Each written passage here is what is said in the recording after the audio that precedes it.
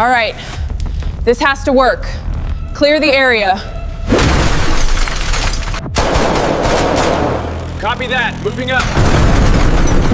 Did you hear that? We're almost there, Sims. Just need to clear this. We can get it open. My arm. You're hit, let's move back. That emergency bypass is our only shot. Run, now! Get down, get down! The compound smelled like diesel and cold concrete before anyone said a word. 6 operators stood around the briefing table, headlamps throwing hard light across a laminated floor plan. Nita Crowfeather stood at the edge of the group, a small device resting in her open palm. Wires bent twice for strength. A casing built from a ration tin and a strip of webbing. It looked like nothing. It looked like a toy a child might build from a junk drawer. Master Chief Dale Renner picked it up between 2 fingers like it might bite him. He turned it over once, twice, then set it back down in her palm with the kind of care a man uses to humiliate something instead of breaking it. "That homemade device will never work," he said, loud enough that the whole table heard it. He smiled when he said it. Not cruel exactly. Worse than cruel. Certain. A couple of the younger operators laughed, the easy laugh of men following a leader's cue. One didn't. Petty Officer Sims kept his eyes on the device, on the way Nita's hand didn't move, didn't flinch, didn't close around it like she needed to protect it. She set it down on the table next to the floor plan instead. "It's not on the gear list," Renner said. "We don't bring science fair projects into a hot extraction." "It's not for the extraction," Nita said. Her voice didn't rise to match his. "It's for when the extraction stops being the plan." Renner's jaw tightened, just slightly, the kind of tell a man doesn't know he's giving. The commander, Captain Holt Vance, didn't laugh and didn't argue. He just watched the device sit there on the table, untouched, while the room moved on to airspace timing and breach points like it had already been forgotten. Nita picked it back up before they finished talking. She slid it into a pouch on her vest, the kind of motion that says we'll see. Renner caught the motion out of the corner of his eye and said nothing else. He didn't need to. The room had already decided what it thought of her. She had seen that look before. Different rooms, different uniforms. Same certainty in the eyes of men who had never once been wrong, loud enough to remember it. The floor plan on the table showed a collapsed industrial corridor nobody in that room had walked through yet. The mission briefing moved fast after that, the way briefings do when men want to put an awkward moment behind them. Vance laid out the target, a high-value asset held inside an abandoned processing plant, 2 clicks off the supply road, lightly guarded, heavily structured. Old machinery, old concrete, the kind of building that looked dead from the outside and dangerous on the inside. Nita listened the way she always did, not just to the plan, to the building. She had read enough structural reports in her engineering years to know what abandoned industrial really meant. Corroded supports, patched concrete over older damage, a facility that had been failing quietly for a decade before anyone decided to fight a war inside it. She raised her hand once, halfway through the breach sequence. "If that east corridor takes a hit," she said, "the support beams there aren't rated for shock load. It's not in the structural notes, but the rust pattern in the recon photos tells the story." Renner exhaled through his nose. Not quite a laugh, but close enough. "We're not redesigning the building, Crowfeather. We're getting in and out before anyone notices we were there." "I'm not redesigning it," she said. "I'm telling you it's already halfway designed to fall down." Sims glanced at the photos again, slower this time. Vance didn't say anything, but he didn't move on either. Not for a few seconds longer than the room expected. Renner broke the pause. "Noted? he said, in the tone men use when they mean dismissed.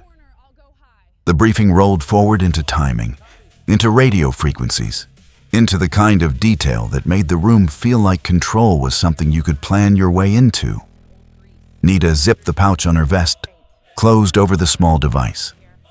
The metal cold under her fingers even through the canvas. She had learned a long time ago that being right early didn't matter half as much as being right when it counted. The transport rolled out an hour later, the floor of the truck bed cold through her boots, the air smelling like cordite and old engine oil. Renner sat across from her, arms crossed, eyes closed like a man bored by his own confidence. She watched the device-shaped outline under her vest rise and fall with her breathing.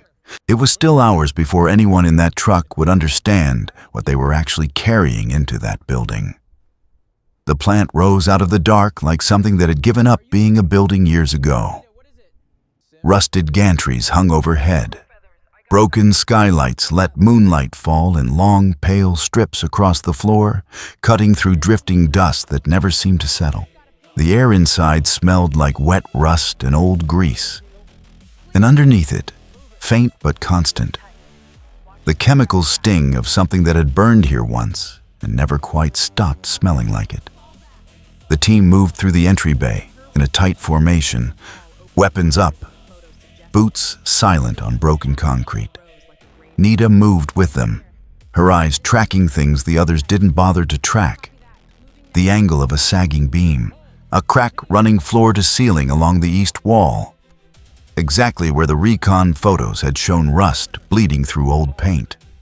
Renner took point through the first corridor, calling the turns with the calm authority of a man who had done this 100 times before. He wasn't wrong to be calm. He had earned that calm the hard way, over years, over deployments that had taught him what danger usually looked like. He just hadn't learned to be afraid of buildings. They cleared 2 rooms without resistance. A third held 2 guards, dealt with fast and quiet. The kind of clean work that made the whole team's shoulders drop half an inch. "Easy night," one of the younger operators muttered. Nita didn't answer. Her eyes were on the ceiling, on a hairline crack running along a support joint that hadn't been in the original photos. New stress. Recent stress. The kind that didn't happen on its own. She tapped Sims on the shoulder and pointed up without a word. Sims looked, frowned, then looked at Renner's back moving ahead of them into the next corridor. "Crow Feather's got something," Sims said. Renner didn't turn around. "Crow Feather's got opinions about buildings. Keep moving." The team pushed forward into the central processing hall, the same hall the asset was reportedly being held beyond. Machinery loomed on either side, dead and rusted, like the skeleton of something that used to matter. Nita's hand drifted to the pouch on her vest without her quite deciding to do it. The crack in the ceiling kept growing, 1 degree at a time, and no one but her was watching it. The central hall opened wider than the photos suggested, machinery stacked in dead rows like a graveyard for industry. Vance's voice came through the radio, steady and low. "Asset is 2 rooms ahead. Stay tight, stay quiet." Renner raised a fist, the signal to hold, and the team froze in place along a line of rusted conveyor housing. Nita crouched behind a dead machine press, her eyes still drifting upward, still tracking that crack, now running a visible seam across 2 ceiling panels. She keyed her radio low. "Command. This hall has active structural stress. Recommend alternate route to the asset." A pause. Then Renner's voice, flat. "We don't have an alternate route, Crowfeather. We have a timeline. Then we have a timeline walking under a ceiling that's already failing." "Copy," Vance said, which wasn't agreement and wasn't dismissal either. Just acknowledgement, filed away for later, the way commanders file things when they're choosing between 2 risks and neither one is good. The team moved again, through the press room. Through a maintenance corridor lined with rusted lockers, half of them hanging open like mouths. A guard rounded a corner ahead, weapon raised, and the corridor erupted into 3 seconds of controlled violence, fast shots, a body falling, the echoes slapping back off concrete walls in a way that made the whole structure feel suddenly, uncomfortably alive. Dust sifted down from the ceiling in a fine gray curtain. Nobody but Nita watched it fall. "We're close," Renner said, pushing forward without breaking stride. The adrenaline of the kill making him faster, looser, more certain than he had been 10 minutes earlier. Nita followed, the device shifting against her ribs with every step, the weight of it small and constant and almost forgotten by everyone except her. They reached a final door. Reinforced steel, the kind that meant something valuable, sat behind it. Renner placed a hand flat against the metal, feeling for vibration, for sound, for any sign of what waited on the other side. "On my count," he said. Nobody in that corridor knew yet that the ceiling above the press room they just walked through had already started to give, 1 quiet inch at a time. Renner kicked the door open, and the team flooded through in a tight wedge, weapons sweeping the room beyond. The asset sat bound to a chair in the corner, a man in his 50s with the hollow look of someone who had stopped expecting rescue. 2 guards near a side table went down fast. Professional, quiet enough that the room barely registered the violence before it was over. Vance's voice crackled through. "Asset secure. Get him moving." Renner cut the restraints himself, hauling the man up by the arm. "On your feet. We're walking out of here." The asset's eyes found Nita across the room, and something in his face shifted, the particular relief of a man recognizing competence in a stranger before he recognizes anything else about her. Nita kept her eyes on the ceiling seam they'd left behind them, the one that had been growing for the better part of 20 minutes now. "I know what a room sounds like when respect arrives late. I have watched men dismiss a warning the same way they would dismiss weather. Something to be endured, not listened to." Renner wasn't a bad operator. He was a good one, trained well, decorated for reasons that were probably earned. That was the part that worried me. Good operators get killed by buildings just as easily as bad ones, because confidence doesn't check load ratings. "Move," Renner said, already pushing the asset toward the door they'd come through.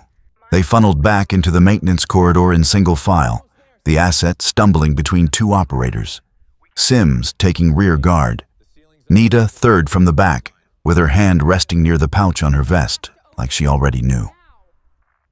The radio cracked once, a burst of static, then Vance's voice. "Charges going off somewhere south of your position. Not ours. Repeat, not ours." Renner's head snapped up. "Secondary device?" "Unknown," Vance said. "Get your people out. Now." The floor shuddered under their boots, a deep groan rolling through the concrete like the whole building had just taken a breath it didn't have room for. Dust poured from the ceiling seam in a thick gray sheet. Nobody needed Nita to tell them what was happening anymore. The blast hit before anyone could ask a second question. It came from somewhere south, a deep, concussive thud that rolled through the floor and up through every boot in the corridor. The lights strung along the ceiling flickered once, twice, then died completely, replaced by the bouncing chaos of headlamps and the orange flare of something catching fire 2 rooms away. The east wall, the one Nita had flagged in the briefing, buckled outward in a slow, grinding collapse that swallowed the corridor they'd planned to use as their exit. Concrete dust rolled over the team in a choking wave. Someone coughed. Someone shouted a name. The asset dropped to his knees, hands over his head, the particular posture of a man who had survived one disaster only to find himself inside a second.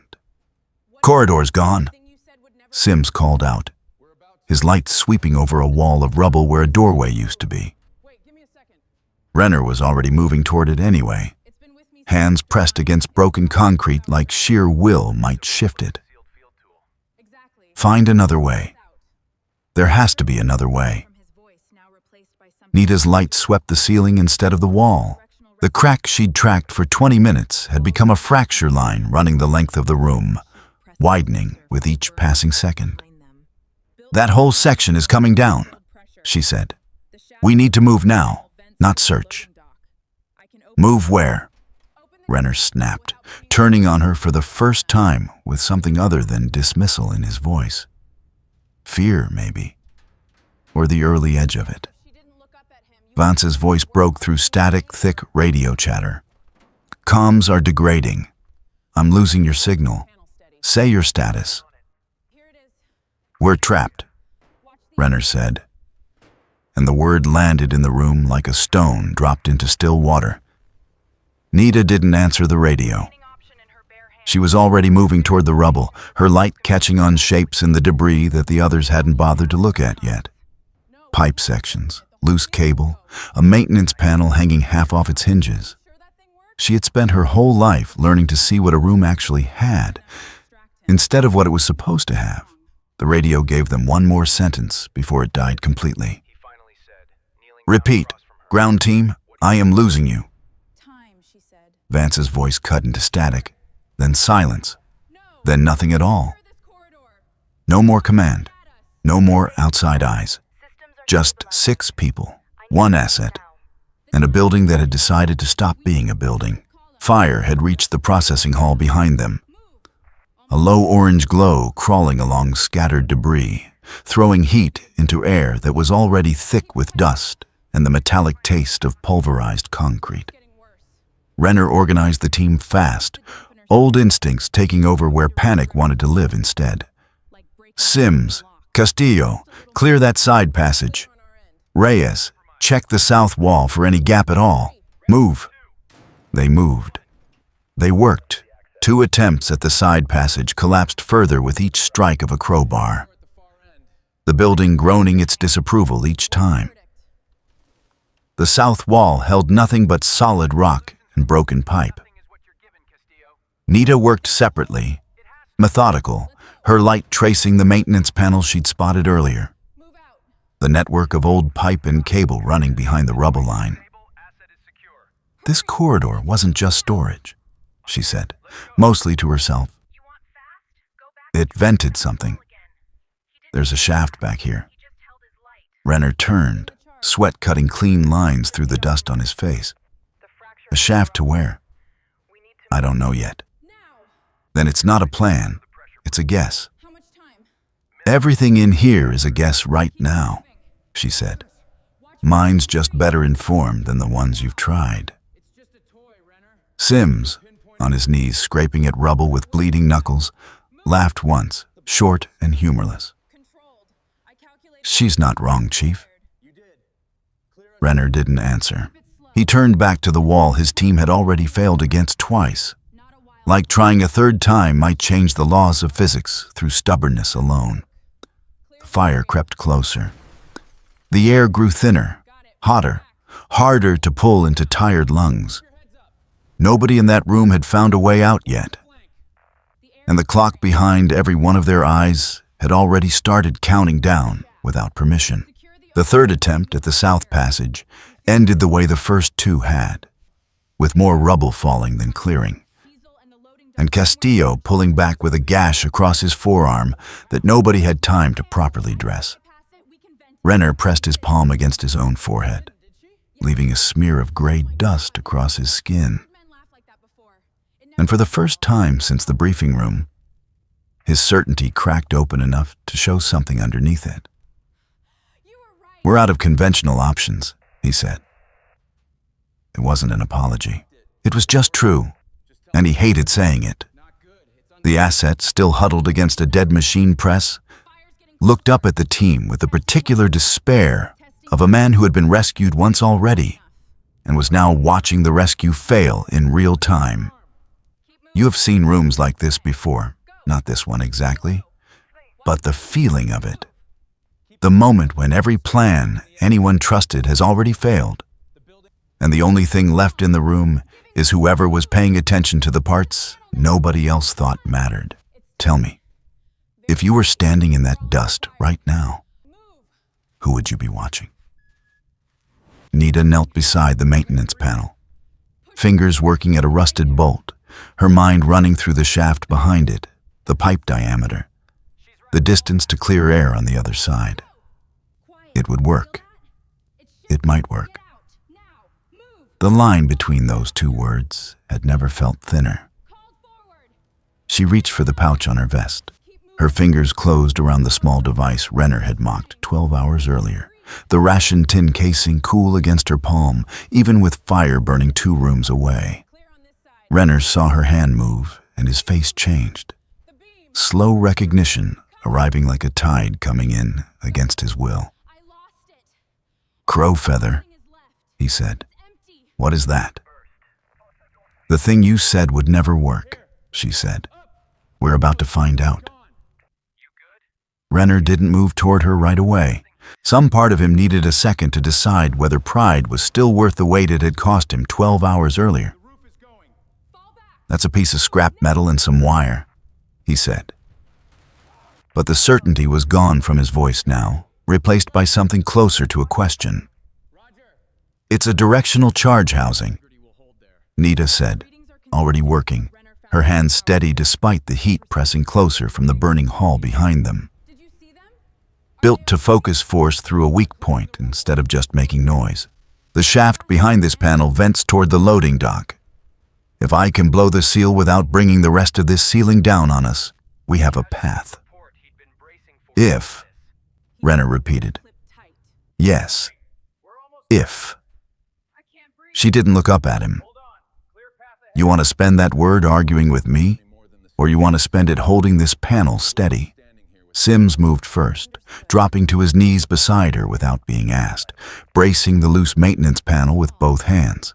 Castillo followed, then Reyes, the 3 of them forming a loose perimeter around her work without anyone giving the order. Renner stood there a moment longer, watching the woman he'd humiliated in front of the whole team now holding their only remaining option in her bare hands. I have very little patience for people who confuse quiet with weakness. I have watched it happen more times than I can count. A man assumes that because someone doesn't raise their voice, they haven't already solved the problem he's still arguing about. Renner wasn't cruel. He was just slow to recognize what real competence sounds like when it isn't shouting. "Talk me through it," he finally said, kneeling down across from her. "What do you need?" "Time," she said, "and for everyone to stop talking." The fire had reached the edge of the press room now, close enough that the heat made the air shimmer along the corridor floor. She kept working, her fingers moving with the same patience she'd used 100 times before, in 100 rooms that hadn't been on fire. Time moved differently when you were building something that needed to be exactly right. Nita stripped wire with her teeth, twisted connections with fingers that didn't shake, even as smoke thickened in the corridor behind them. She pulled a length of pipe insulation from the wall, packed it tight against the device's housing, the way she'd learned to dampen and direct force back when she was a kid, watching her grandfather clear stubborn rock from irrigation lines, with nothing but patience and a few pounds of pressure in exactly the right place. "You learned this where?" Renner asked, not mocking now, just trying to understand the woman holding their survival in her hands. "Field engineering unit before I went private," she said, not looking up. "But really, long before that. You learn to build solutions out of nothing when nothing is what you're given." Castillo, still bracing the panel, glanced at Renner with an expression that said more than words would have. The radio crackled once, a dying gasp of static that might have been Vance's voice trying to reach them. or might have been nothing at all. The corridor had gone fully dark except for headlamps and the orange wash of distant fire. The asset huddled in the corner with his knees pulled up to his chest. "How long?" Renner asked. "However long it takes to do this right instead of fast," Nita said. "You want fast, go back and try the south wall again." He didn't answer that. He just held his light steady on her hands. She seated the device against the panel's weakest seam, the exact point her eye had picked out 20 minutes earlier without anyone asking her to look. The fracture line in the ceiling above them had grown another foot since they'd stopped to assess it. A slow countdown nobody needed a clock to measure. "Everyone back," she said. "All the way to the press room doorway. Now." The team retreated in a tight cluster. The asset pulled along by Reyes, Renner the last to move, his eyes fixed on the small device sitting where he'd once held it between two dismissive fingers. The detonation was smaller than Renner expected, and that surprise told him more about her than anything she'd said all night. No deafening crack, no wild flash, just a controlled, contained crack thump that punched outward in exactly one direction. The panel and the weak seam behind it disintegrating into the shaft beyond, while the surrounding wall held firm. Dust rolled out toward them in a thick gray wave, and for a moment, nobody could see anything at all. Then the air cleared enough to show a ragged opening where the panel had been, dark and narrow, but open.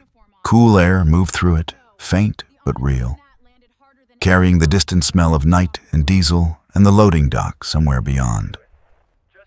Sims was the first to laugh, short and disbelieving. She did it. She actually did it. I have heard men laugh like that before, and it never ends well for whoever bet against the wrong person. It is the laugh of relief mixed with shame. The sound a man makes when he realizes the thing he mocked just saved his life. And he doesn't yet know where to put that feeling. Renner wasn't laughing. He was just staring. Nita was already moving, checking the opening stability with quick taps of her knuckles against the surrounding concrete, testing weight, testing give. "It'll hold long enough," she said. "Single file. Move now, talk later."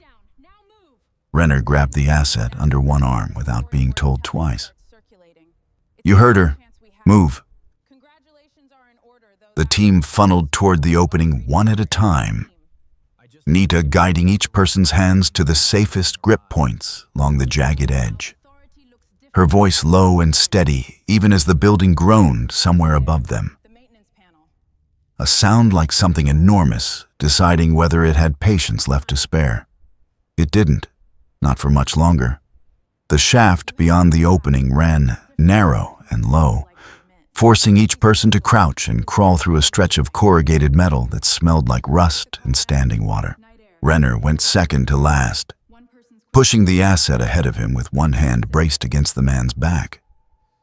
Nita went last, her body folded awkwardly into the tight space, her light sweeping the path ahead for anything that might collapse the moment weight touched it. Behind them, the building gave its first real warning. A groan that started low and built into something with teeth, concrete shifting somewhere deep in the structure's bones. "Faster," Nita called forward. "It's coming down. Now." The team scrambled, knees and palms scraping against rusted metal, the asset gasping with the effort of moving a body that had spent hours bound to a chair. Sims reached the far end first, kicking out a grate that had rusted half open already, daylight pale moonlight spilling through onto a loading dock littered with broken crates. One by one they spilled out into open air, lungs pulling in something that wasn't smoke for the first time in nearly an hour. Nita came last, hauling herself through the gap just as a deep structural crack tore through the ceiling somewhere behind her, the sound chasing her out into the night like something that resented losing. She hit the dock concrete on her hands and knees, breathing hard. The device's empty housing, what remained of it, still clutched loosely in one fist out of pure reflex. Renner reached down and pulled her upright by the arm, the same grip he might have used on any operator he respected. "You good?" he asked. It was the first thing he'd said to her all night that wasn't a correction. Behind them, the plant let out a final, enormous groan, and the section of roof above the corridor they'd just escaped folded inward, swallowing the press room, the briefing table's memory, and every easy assumption Renner had walked in with 12 hours earlier. The convoy hit the rally point 40 minutes later, headlights cutting through dust still settling from a collapse that had been audible from nearly a mile out. Vance was waiting before the vehicles had fully stopped, his face cycling through relief, confusion, and something harder to name, when he counted 6 operators and 1 asset climbing out instead of the casualty report he'd been bracing for. "Status," he said. The word clipped tight with worry he hadn't let himself show until now. "Asset secure. Team intact," Renner said. Then, after a pause that cost him more than the sentence itself, "We wouldn't be standing here without Crowfeather." Vance's eyes moved to Nita, who stood slightly apart from the group, still catching her breath. The burned-out shell of the device sitting in her open palm like evidence she hadn't decided what to do with yet. "The device," Vance said. Not a question. A recognition forming in real time. "The one I told her would never work," Renner said. A pilot from the support team, Lieutenant Falk, had wandered close enough to catch the tail end of the exchange, headset still hanging around his neck from monitoring the extraction. He looked between Renner and Nita with the particular stillness of someone realizing they'd just missed something significant. "Wait," Falk said slowly. "That's the thing from the briefing? The one everybody laughed at?" Nobody answered him right away. The asset, finally steady enough to stand without support, looked at Nita with an expression that needed no translation. The specific gratitude of a man who understood exactly whose hands had carried him out of that building. "She built our way out of a structural collapse with spare wire and a ration tin," Sims said, loud enough for the whole rally point to hear. "While 3 of us failed at the same wall 3 separate times." The silence that followed wasn't awkward. It was something closer to recalculation. The kind that happens fast in rooms full of people trained to notice when the ground shifts under their assumptions. Vance walked over to where the device's remains sat in Nita's palm and looked at it for a long moment before he spoke. "This is what we dismissed in a briefing room," he said, mostly to himself. Mostly to the small group of officers and support crew now gathering at the edge of the rally point, drawn by the unmistakable gravity of something important happening. If you have ever watched a room realize it misjudged someone, you know it doesn't happen all at once. It happens in pieces, a pause here, a glance there. Someone finally saying out loud what everyone is already starting to think. Tell me where you think that moment really started for this team. Was it the device? Or was it 20 minutes earlier, when nobody listened to a warning about a ceiling? Renner stood at the edge of the gathering crowd, arms loose at his sides instead of crossed, watching Nita field questions from 2 officers who wanted to understand exactly what she'd built and how. "Field expedient demolition," she explained, patient even now, even exhausted. "Directional charge using contained pressure instead of raw force. Not standard issue, not pretty. But it does exactly what it's built to do, every time, if you build it right." "And if you'd built it wrong?" one of the officers asked. "Then we'd have a different story tonight," she said simply. Falk, still holding his headset, shook his head slowly. I heard the call go out. Comms were dead, team trapped, asset compromised. I thought I was about to watch 6 people die on a dead channel and never even know how it happened. You almost did, Renner said quietly. It wasn't an admission he enjoyed making, but he made it anyway, in front of everyone who mattered enough to remember it later. Nita didn't gloat. She didn't need to. She simply closed her hand around the spent device and looked at the building they'd left behind. Now a low pile of broken concrete under a sky, finally clear of smoke. The next part of the night belonged to the people deciding what they owed her. The debrief happened on the tarmac instead of in an office, because nobody wanted to wait for walls before they said what needed saying. Vance stood with a tablet in hand, scrolling through the mission log, his expression tightening with each line he read. Comms log shows the secondary charge wasn't ours. Still working out whose it was. But that's a problem for tomorrow. Tonight's problem already solved itself, Renner said. Vance looked up at him, then at Nita, then back at the small, scorched remains of the device still sitting in her hand, like she hadn't quite decided where it belonged yet. I read your structural assessment before we went in, Vance said to her. I filed it. I didn't act on it the way I should have. You didn't ignore it, Nita said. You weighed it against a timeline. That's the job. I'm not here to make anyone feel like they failed at their job. No, Renner said, his voice rougher than before. But I think I failed at mine. I dismissed equipment without understanding what it actually was. That's not caution. That's ego with a uniform on. The honesty in that landed harder than any apology dressed up in softer words would have. I do not think fear was the worst thing in that room tonight. Pride was. Pride is patient. It waits until the exact moment it can cost the most, and then it asks you to pay all at once.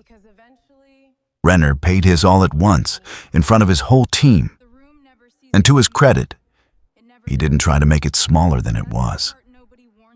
Sims, still nursing his bandaged forearm, spoke up from where he sat on a crate nearby. For what it's worth, Chief, most of us laughed too. She just didn't need us to stop laughing to keep doing her job right. Falk, jotting notes for his own after-action report, glanced up. I'm putting this in my write-up. Word for word if she'll let me. People need to hear what almost got missed tonight. Nita finally looked at the device fully, turning it once in her palm before tucking it back into the same pouch where it had ridden, mocked and silent, for 12 straight hours. Write whatever helps the next team listen sooner, she said.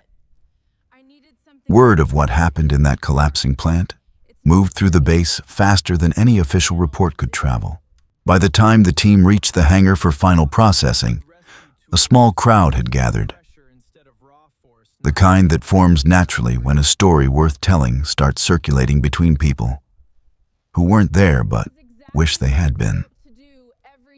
A senior officer Nita hadn't met yet, Colonel Hale, approached with the assets case file already in hand. The kind of administrative weight that usually meant something formal was coming. Ms. Crowfeather, Hale said, I understand congratulations are in order, though that word feels small for what I'm reading here. It was a team effort, Nita said. I just happened to be holding the right tool when the wrong moment arrived. The tool that an entire briefing room called useless, Hale said, glancing pointedly at Renner, who didn't flinch from the look, but didn't enjoy it either. I should tell you now, authority looks different when it is earned instead of assumed. Renner had authority the moment he walked into that briefing room. Rank, experience. The easy confidence of a man who'd survived enough deployments to trust his own instincts blindly. Nita had to build hers from nothing in real time. in front of people who'd already decided she didn't have any. That difference matters more than people like to admit. Hale turned to the asset, who was finally receiving medical attention nearby, a blanket draped over his shoulders, despite the warm night air. He's already given his statement, Hale said. Wants it on record that the operation succeeded because of one person's quick thinking under conditions nobody trained for. He used her name 3 times in 2 minutes. Renner stepped forward then, unprompted, his voice carrying further than he probably intended. I said it wouldn't work, in front of the whole team. I want that corrected on the record too, not buried. Hale studied him for a moment. The particular respect officers reserve for subordinates who choose accountability without being forced into it. Noted, Hale said. Properly this time. The crowd around them had gone quiet enough that Renner's correction carried to every corner of the hangar. The formal recognition came 2 days later, in a briefing room that looked almost identical to the one where this had all started. Same laminate table, same hard fluorescent light, but the room itself felt different now. The air carrying none of the easy dismissiveness that had filled it the first time Nita stood at its edge. Captain Vance stood at the head of the table, a different tablet in hand, a different kind of document loaded onto the screen behind him. This is going into the official record of the operation, he said. Field expedient structural breach, executed under active collapse conditions, credited to civilian field engineering consultant Nita Crowfeather. Without it, mission casualty projections place this team's survival odds at functionally 0. The number landed heavy in the room. Nobody moved to soften it. Renner sat near the front this time, not at the head of the table where he'd stood 12 days earlier, holding her device between 2 dismissive fingers. He raised his hand slightly, an old habit from younger years in uniform. I'd like it noted, he said, that I was wrong. Completely. Publicly. And I'd like the record to reflect that the device I called useless is the reason 6 of us are alive to read this report. Vance nodded once, made the note himself rather than delegating it. Sims spoke up from the back. For what it's worth, sir. Half the room laughed with him. The record should probably reflect that too, if we're being honest about it. Hale, seated near the door, allowed the faintest trace of approval to cross her face. Crowfeather, anything you want added to this? Nita considered the question for a moment. The room waiting in a silence that felt different from the silence 12 days earlier. Not dismissive now, but attentive. Just that competence doesn't always look like what people expect it to look like, she said. Sometimes it looks like a ration tin and some wire. The job is building something that works. Nobody ever promised it would look impressive while you're doing it. The room held that thought longer than rooms usually hold anything.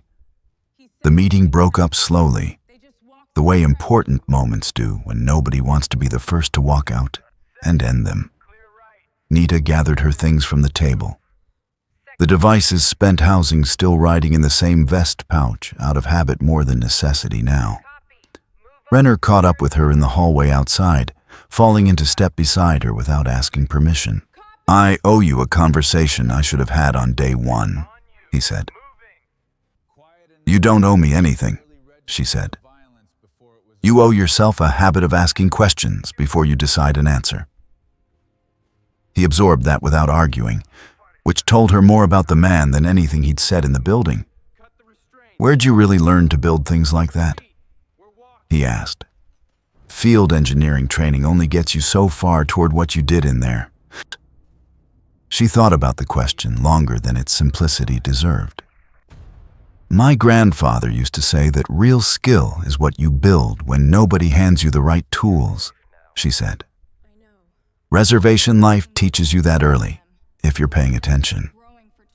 You learn to fix engines with parts that don't match, build shelter from scrap, solve problems the manual never accounted for because the manual assumed you'd have things you didn't have. Field engineering school just gave that instinct a vocabulary and a few rules to keep it from getting anyone killed. Renner nodded slowly, the kind of nod that meant something was rearranging itself behind his eyes.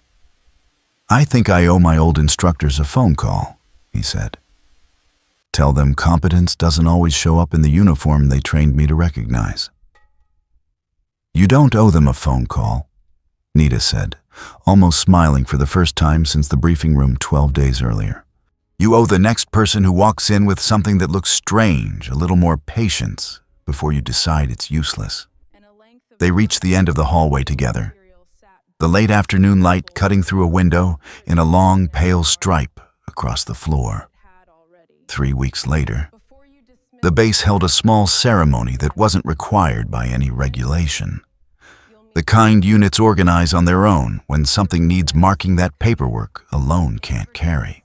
Nita stood near the back at first, the way she always positioned herself, until Vance waved her forward to stand beside the asset she'd helped pull out of a collapsing building. If you've made it this far into this story, you already know what kind of moment this is. The kind where a room finally says out loud what it should have known from the start. Tell me, in your own life, has competence ever had to wait this long before anyone noticed it?